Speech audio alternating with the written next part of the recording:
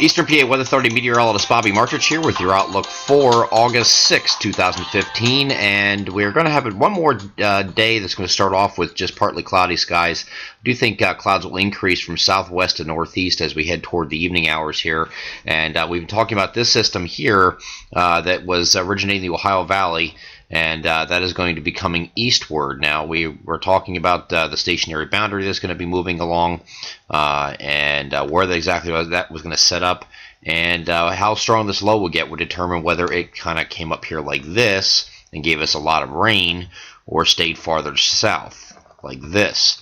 We are still sticking with the southern solution. Now, the models today, yeah, we were looking at it yesterday, and everything went south, and there was a consensus with that. But now they've been starting to edge up ever so slightly to the north. Now, this is typical, where you have systems that will adjust a little bit as you get closer here, but usually at this point you're not looking at any drastic changes. So we're pretty confident that the system is staying south here, but we're going to have to watch where the northern periphery of this precipitation gets here, as some models are still indicating that this is going to impact at least the southern counties in Pennsylvania, from south central PA all the way over into southern New Jersey and Delaware. Now, if you see here, there's a pretty sharp cutoff here, very sharp cutoff, and it's very difficult to determine whether or not areas to the north of that are going to get into any rain at all. So these areas that are marginal, say from Harrisburg over to like Allentown, over to about Clinton, New Jersey, up to Newark, places like that,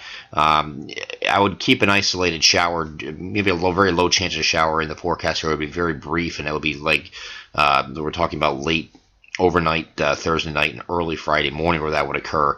Elsewhere south of there, we'll be looking at the steadier rain, and we're looking at look at the southern counties across our coverage counties in Pennsylvania here, from York over to Lancaster, Chester, Delaware counties, Philadelphia counties, places like that. That's what we're worried about, not really worried, but just going to keep an eye on here.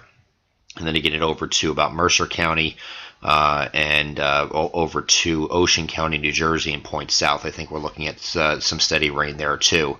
North of there is going to be one of those in question areas. So you get up to Hunterdon, Somerset, Middlesex, places like that. We're going to be kind of on the fringe here. So go a little bit further here. You can see there's a pretty decent amount of rain involved with this system for areas in our south. So Delaware, southern New Jersey, could get a pretty good soaking here.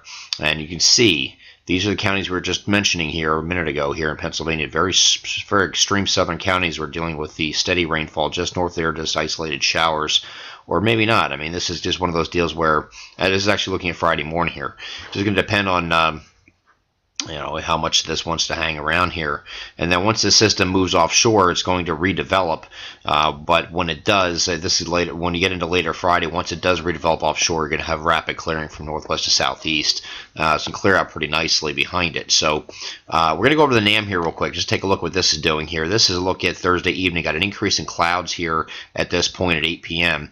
And as we get a little bit further past that point, this is the NAM model again, taking it across just our southern counties here. So this is the southern counties we're talking about. This is Adams, York, Lancaster, Chester, and Delaware counties. Maybe extreme southern Bucks and Montgomery counties might get into something here, but it kind of cuts right across west to east here, pretty linear, in a linear fashion.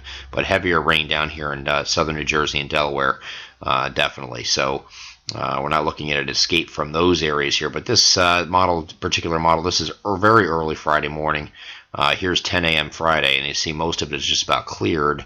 So it'll be one of those deals where you're mostly cloudy. You might have some more breaks of sun in the afternoon. Again, when this redevelops offshore here, you're going to have some rapid clearing from northwest to southeast behind this. So the marginal areas will clear obviously faster than the coastal areas will here on Friday. NAM model does move this out a lot quicker, though, before it redevelops this system offshore.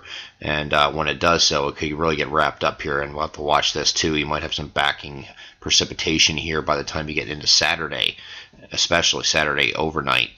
So we'll keep an eye on that too. But I don't think this is going to come northwest. There's just the flow is just too fast west to east in order to allow this to come up the coast and slam into the Jersey Shore here. So we're not worried about that. We're going to go beyond this now and put this one behind us because that was the one we wanted to spend the most time on. This moves away. The weekend looks nice, Saturday and Sunday.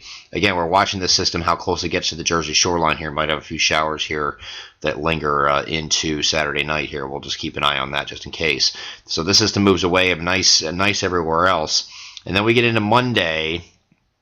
We're going to have where we're going with a scattered showers and thunderstorms threat here for Monday and clearing on Tuesday. The models, some models are like this one here, are hanging up this frontal boundary. Gives us the showers here, showers and thunderstorms later on Monday, but then it wants to hang up this front and just keep showers and thunderstorms in the forecast for most of Tuesday. I'm not buying this right now just because it doesn't have a lot of ensemble support. If you look at the individual ensembles, it really doesn't match up with the operational models are showing on the GFS and European models. Which hangs up this front, and a lot of times when we look in the mid-range, we see this happen a lot. The models have a tendency in the mid-range to hang up these fronts and just want to keep it stalled and form low pressure along it and everything else, and then it never works out. So at least it hasn't worked out here the last couple months, so there's really no reason to buy this right now, especially since you have the Canadian model doing something like this. Here's late Monday with the showers and thunderstorms, and then you go into Tuesday. This moves it out very quickly. And there's nothing going on here on Tuesday at all, so it just moved off mostly offshore. You just have a very isolated chance of a thunderstorm later Tuesday. So we're going to go with this solution right now with a faster frontal boundary moving through. See, this is looking at later Tuesday. This frontal boundary is well offshore, and we're not dealing with anything but clearing behind it. So that's what we're going to go with right now. If that does change, we'll let you know in future runs. I'm Eastern PA Weather Authority meteorologist Bobby Martrich, and that is your outlook for August 6, 2015. Have a great Thursday.